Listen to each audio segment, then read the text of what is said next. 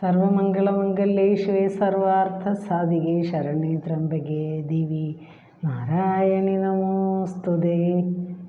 ലളിതാ സഹസ്രനാമം അടുത്ത കുറച്ച് നാമങ്ങളുടെ അർത്ഥമൊക്കെ നോക്കാം. ഇന്ന് നമ്മൾ 641 മുതലുള്ള സഹസ്രനാമത്തിലെ നാമങ്ങളിലെ അർത്ഥമാണ് നമ്മളിന്ന് നോക്കുന്നത്. അപ്പോൾ എല്ലാ ഗുരുക്കന്മാർക്കും നമസ്കാരം. ഗുരുഭ്യോ നമ. ഇന്ന് നമ്മൾ നോക്കുന്ന ആ ഒരു ഭാഗത്ത് വരുന്ന ശ്ലോകങ്ങൾ: ധ്യാനഗമ്യ പരിച്ഛേദ്യ ജ്ഞാനദാജ്ഞാന വിഗ്രഹ സർവവേദാന്ത സംവേദ്യ സത്യാനന്ദ സ്വരൂപിണി ലോപമുദ്രാർച്ചിത ലീല ക്ലിപ്ത ബ്രഹ്മാണ്ഡമണ്ഡല അദൃശ്യാദൃശ്യഹിത വിജ്ഞാത്രിവേദ്യവർജിത. ആ ഒരു ഭാഗത്ത് വരുന്ന നാമങ്ങളാണ്. ഒരിക്കൽ കൂടെ ആ ശ്ലോകങ്ങൾ ഒരിക്കൽ കൂടെ പറയാം. ധ്യാനഗമ്യ പരിച്ഛേദ്യ ജ്ഞാനദാജ്ഞാന വിഗ്രഹ സർവവേദാന്ത സംവേദ്യ സത്യാനന്ദ സ്വരൂപിണി ലോപമുദ്രാർച്ചിത ലീല ക്ലിപ്ത ബ്രഹ്മാണ്ഡമണ്ഡല അദൃശ്യാദൃശ്യഹിത വിജ്ഞാത്രിവേദ്യവർജിത. ആ ഒരു ഭാഗത്ത് വരുന്ന കുറച്ച് നാമങ്ങൾ 641 മുതൽ 650 വരെയുള്ള നാമങ്ങളുടെ അർത്ഥം ഒക്കെയാണ് ഒന്ന് നോക്കുന്നത്. അപ്പോൾ എല്ലാ ഗുരുക്കന്മാർക്ക് നമസ്കാരം, മഹാദേവിക്ക് നമസ്കാരം. ധ്യാനഗമ്യ 641 നാമം ധ്യാനഗമ്യ. ധ്യാനം കൊണ്ട് അറിയപ്പെടാവുന്നവൾ, അതാണ് ധ്യാനഗമ്യ. അപ്പോൾ ചിത്തവൃത്തി നിരോധം എന്നൊക്കെ പറഞ്ഞിട്ട് നമ്മൾ യോഗയുടെ പതഞ്ജലി മഹർഷിയുടെ യോഗ ശാസ്ത്രം പഠിക്കുമ്പോഴൊക്കെ അതിൽ പ്രധാനമായിട്ട് പറയുന്ന യോഗ ചിത്തവൃത്തി നിരോധമാണെന്നാണ്. അപ്പോൾ ചിത്തവൃത്തി മനസ്സിൽ ഉണ്ടാകുന്ന ചിന്തകൾ, വികാരങ്ങൾ, ഇതിനെയൊക്കെ നിരോധിച്ച് അതിനെയൊക്കെ തടഞ്ഞു നിർത്തിക്കൊണ്ട് ഏകാഗ്രതയോടെ ചിന്തിക്കുന്നതിനെയാണ് ധ്യാനം എന്ന് പറയുന്നത്. അപ്പോൾ മനസ്സിനെ നിയന്ത്രിച്ച് ഒരു ഉപാസകൻ എങ്ങനെയാണ് ഒരു ധ്യാന അവസ്ഥയിലെത്തുന്നതും ദേവീ ദർശനവും സായുജ്യവും ഒക്കെ നേടുന്നത് എന്നുള്ള കാര്യങ്ങളാണ് ആ അർത്ഥം വരുന്നതാണ് ധ്യാനഗമ്യ. ധ്യാനം കൊണ്ട് അറിയപ്പെടാവുന്നവൾ, ധ്യാനം കൊണ്ട് നേടേണ്ട ദേവി എന്നാണ് അർത്ഥം. ഇനി 642 പരിച്ഛേദ്യ. പരിച്ഛേദിച്ചറിയാൻ കഴിയുന്ന,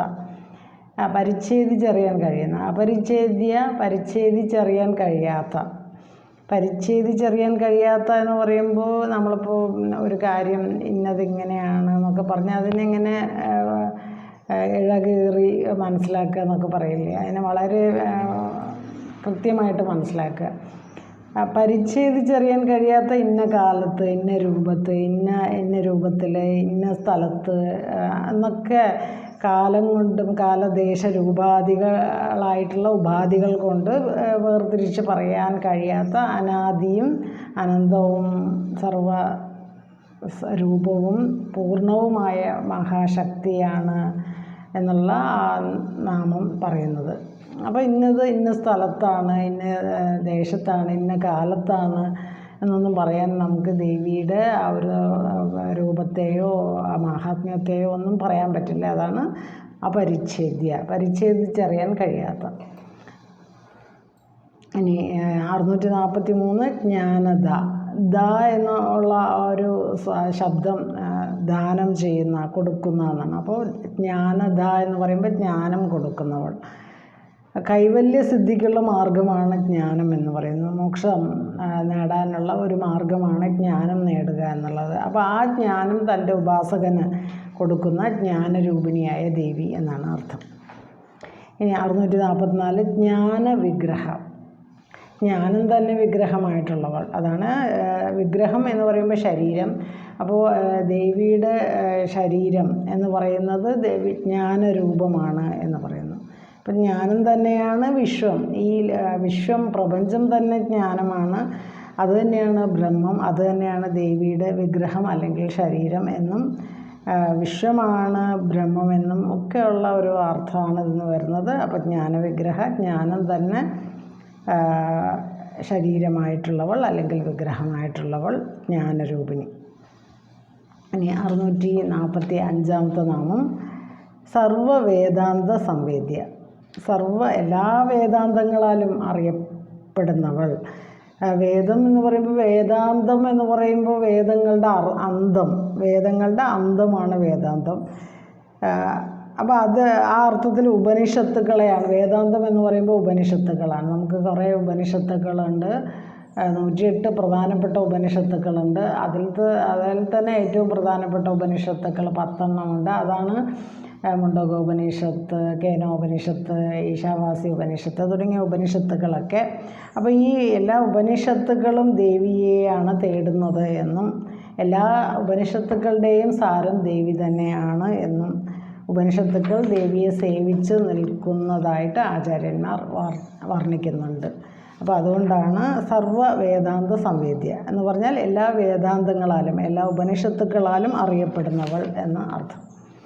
ഇനി അടുത്തത് 646 സത്യാനന്ദ സ്വരൂപിണി. സത്യവും ആനന്ദവും സ്വരൂപമായവൾ, സത്യാനന്ദ സ്വരൂപിണി. സത്യമായ ആനന്ദം, ചിദാനന്ദം തന്നെ സ്വരൂപമായവൾ, അതാണ് സത്യാനന്ദ സ്വരൂപിണി. അപ്പോൾ നമ്മൾ ബ്രഹ്മം അല്ലെങ്കിൽ ഭഗവാൻ എന്നൊക്കെ പറയുമ്പോൾ അത് സത്യമാണെന്ന് പറയും. സത്യമാണ് അതിൻ്റെ സ്വരൂപം. അതുപോലെ ആനന്ദമാണ് അതിൻ്റെ സ്വരൂപം എന്ന് പറയും. അതുപോലെ ജ്ഞാനമാണ് അതിൻ്റെ സ്വരൂപം എന്ന് പറയും. പ്രകാശമാണ് അതിൻ്റെ സ്വരൂപം എന്ന് പറയും. അതുകൊണ്ടാണ് 646 നാമം സത്യാനന്ദ സ്വരൂപിണി എന്ന നാമം. സത്യവും ആനന്ദവും തന്നെ സ്വരൂപമായ ദേവി. ഇനി 647 ലോപമുദ്രാർച്ചിത. ലോപമുദ്രാർച്ചിത, ലോപമുദ്രയാൽ അർച്ചിക്കപ്പെട്ടവൾ. ലോപമുദ്രയാൽ എന്ന് പറയുന്ന ലോപമുദ്ര എന്ന് പറയുന്നത് അഗസ്ത്യ മഹർഷിയുടെ പത്നിയാണ് ലോപമുദ്ര. അപ്പോൾ അഗസ്ത്യ മഹർഷിക്കാണ് വിഷ്ണു ഭഗവാൻ ഹയഗ്രീവമൂർത്തിയായിട്ട് ഈ ലോകത്തിലെ ദുരിതങ്ങൾക്ക് ഒരു പരിഹാരം എന്ന നിലയിൽ ഈ ലളിതാ സഹസ്രനാമം ഉപദേശിച്ചത്. അപ്പോൾ ഭർത്താവിന് തുല്യം. അപ്പോൾ ആ അഗസ്ത്യ മഹർഷിയുടെ ഭാര്യയായിട്ടുള്ള ലോപമുദ്ര എന്ന് പറയുന്ന ആ ദേവിയുടെ ആ ദേവി തൻ്റെ ഭർത്താവിനോളം തന്നെ തുല്യമായിട്ടുള്ള യോഗസിദ്ധികളുള്ളവളും പതിവ്രതയുമാണ് ലോപമുദ്ര. അപ്പോൾ ആ ലോപാമുദ്ര തന്നെ ദീർഘകാലം ദേവിയെ ഉപാസിച്ചിരുന്നു എന്നും പറയുന്നുണ്ട്. അപ്പോൾ അതാണ് ലോപമുദ്രയാൽ അർച്ചിക്കപ്പെട്ടവൾ, ആരാധിക്കപ്പെട്ടവൾ അല്ലെങ്കിൽ ഉപാസിക്കപ്പെട്ടവൾ. അതാണ് ലോപമുദ്രാർച്ചിത. ഇനി 648 നാമം ലീലാക്ലപ്ത ബ്രഹ്മാണ്ഡ മണ്ഡല. ലീലയായിട്ട് ഈ ബ്രഹ്മാണ്ഡ മണ്ഡലങ്ങളെ നിർമ്മിച്ചവൾ. അപ്പോൾ പ്രപഞ്ചത്തിൻ്റെ സൃഷ്ടി, സ്ഥിതി, സംഹാരം എന്നതിനെക്കുറിച്ചൊക്കെ പറയുമ്പോൾ അത് എല്ലാം തന്നെ ദേവിയുടെ ഒരു ലീലയാണെന്ന് പറയുമ്പോൾ, എല്ലാം ഭഗവാന്റെ ലീലയാണ് എന്ന് പറയില്ലേ നമ്മൾ. ഇതെല്ലാം ഭഗവാന്റെ ലീലയാണെന്ന് പറയുന്ന പോലെ ഇതെല്ലാം ദേവിയുടെ ലീല മാത്രമാണ്. അപ്പോൾ എങ്ങനെയാണോ ലീല എന്ന് പറയുമ്പോൾ ഒരു കളിയാണല്ലോ. ഒരു കളി എന്ന് പറയുന്ന കുട്ടികളൊക്കെ എന്തെങ്കിലും കളിക്കുമ്പോൾ അവർക്ക് ഒരു പഠിക്കുമ്പോൾ ടെൻഷൻ ഉണ്ടെന്ന് പറയും, പക്ഷെ കളിക്കുമ്പോൾ ടെൻഷൻ ഇല്ലല്ലോ. കാരണം അത്രയും ഈസി ആയിട്ടായിരിക്കും മനസ്സും ശരീരവും ഒക്കെ ഇരിക്കുന്നത്. അപ്പോൾ ആ ഒരു കളിക്കുന്നത്ര എങ്ങനെയാണോ കളിക്കുന്നത് അത്രയും തന്നെ അനായാസമായിട്ട് ചെയ്യുന്ന ഒരു കാര്യം. അതാണ് ഈ ബ്രഹ്മാണ്ടത്തിൻ്റെ ആ ഒരു സൃഷ്ടിസ്ഥിതി സംഹാരങ്ങൾ ദേവി നിർവഹിക്കുന്നത് ഒരു ലീലയായിട്ടാണ്. അതാണ് ലീലക്ലപ്ത ബ്രഹ്മാണ്ഡ മണ്ഡല എന്ന് പറയുന്നത്. ലീലയായിട്ട് ബ്രഹ്മാണ്ഡ മണ്ഡലങ്ങളെ നിർമ്മിച്ചവൾ എന്ന് അർത്ഥം. 649 നാമം അദൃശ്യ. ദർശിക്കുവാൻ കഴിയാത്തവൾ. മാംസചക്ഷുസ് കൊണ്ട് ദേവിയെ കാണാൻ കഴിയില്ല. അതുപോലെ ഭഗവാനെ നമുക്ക് അവ്യക്തം, വ്യക്തിമാപന്നം എന്നൊക്കെ പറഞ്ഞിട്ട് ഭഗവത്ഗീതയിൽ പറഞ്ഞിട്ടുണ്ട്. അപ്പോൾ ഞാൻ അവ്യക്തനാണ് എന്ന് പറയുന്നുണ്ട്. അപ്പോൾ അതുപോലെ തന്നെയാണ് ഇവിടെ പറയുന്നത്. അതികഠിനമായ സാധനങ്ങൾ കൊണ്ട് മാത്രമേ പ്രീതിപ്പെടുത്തിയാൽ മാത്രമേ ദേവിയുടെ ദർശനം മാംസചക്ഷുസ്സുകൾ കൊണ്ട് കാണാവുന്ന രൂപത്തിൽ ചില ഭാഗ്യവാന്മാരുടെ മുമ്പിൽ ആവിർഭവിക്കാറുണ്ട്. എങ്കിലും സാമാന്യമായിട്ട് അരൂപിയാണ് ദേവി എന്നും രൂപമില്ലാത്തവളാണ് എന്നും ആ ജഗദംബയെ മനക്കണ്ണിലൂടെ കാണാൻ കഴിയും എന്നും പറയുന്നു. ആ മനക്കണ്ണിലൂടെ മാത്രമേ കാണാൻ കഴിയൂ, അല്ലാതെ മാംസചക്ഷുസ്സുകൾ കൊണ്ട്, ഈ നമ്മുടെ നഗ്ന നേത്രങ്ങൾ കൊണ്ട് ഭഗവാനെ ദർശിക്കാനോ ദേവിയെ ദർശിക്കാനോ കഴിയില്ല. അതാണ് അദൃശ്യ. 650 നാമം ദൃശ്യരഹിത. തന്നിൽ നിന്ന് ഭിന്നമായി യാതൊന്നും ഇല്ലാത്തതിനാൽ ദേവിക്ക് കാണാത്തതായിട്ടൊന്നുമില്ല. അപ്പോൾ ദൃശ്യരഹിത ദേവിയുടെ മായാശക്തി കൊണ്ട് മറ്റുള്ളവർക്ക് ഇന്ദ്രിയഗോചരമായിട്ടുള്ള പ്രപഞ്ചം ദൃശ്യമാണ്. എന്നാൽ ദേവി എല്ലാത്തിനും അതീതമായ ആണല്ലോ. ദേവിക്ക് ദൃശ്യങ്ങളില്ല. അതുകൊണ്ട് ദൃശ്യങ്ങളില്ലാത്തവൾ എന്നും അർത്ഥം. അപ്പം നമുക്ക് ദൃശ്യങ്ങളുണ്ട്. നമ്മളിങ്ങനെ പലതും കാണുന്നുണ്ട്. നമ്മൾ പല കാഴ്ചകളും കാണുന്നു, അതിലൂടെ പലതും ഗ്രഹിക്കുന്നു. അപ്പം നമുക്ക് ദൃശ്യങ്ങളുണ്ട്. ദൃശ്യപ്രപഞ്ചമാണ് നമുക്കുള്ളത്. എന്നാൽ ദേവിയുടെ മായാശക്തി കൊണ്ട് മറ്റുള്ളവർക്ക് ഈ പ്രപഞ്ചം ദൃശ്യമാണ്. അപ്പം നമുക്ക് പ്രപഞ്ചത്തെ ദൃശ്യമാക്കി തരുന്നത് ദേവിയുടെ മായാശക്തിയാണ്. എന്നാൽ ആ ദേവിക്ക് ഈ പ്രപഞ്ചം എല്ലാത്തിനും അതീതയായിട്ടുള്ള ദേവിക്ക് ദൃശ്യങ്ങളില്ല എന്നും, അതുകൊണ്ട് ദൃശ്യങ്ങളില്ലാത്തവൾ എന്നാണ് അദൃശ്യരഹിത എന്നുള്ളതിനർത്ഥം. അപ്പോൾ ഇത്രയും ഭാഗം മഹാദേവിക്ക് സമർപ്പിക്കുന്നു. സർവമംഗളമംഗല്യേ ശിവേ സർവാർത്ഥ സാധികേ ശരണ്യേ ത്രംബകേ ദേവി നാരായണി നമോസ്തുതേ.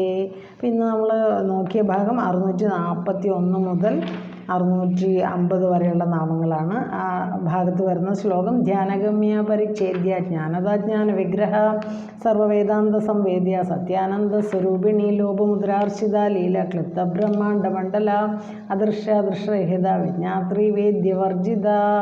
അതുവരെയുള്ള ഭാഗത്ത് വരുന്ന കുറച്ച് നാമങ്ങൾ 641 മുതൽ 650 വരെയുള്ള നാമങ്ങളും അതിൻ്റെ അർത്ഥവും ഒക്കെയാണ് നമ്മൾ നോക്കിയത്. അപ്പോൾ ഈ ഒരു ഭാഗം മഹാദേവിക്ക് സമർപ്പിക്കുന്നു, ഗുരുവായൂരപ്പന് സമർപ്പിക്കുന്നു. ഹരേ കൃഷ്ണ. ഗുരുവായൂരപ്പ സർവം ശ്രീകൃഷ്ണ അർപ്പണമസ്തു. ഓം തത്സത്. ഹരേ കൃഷ്ണ.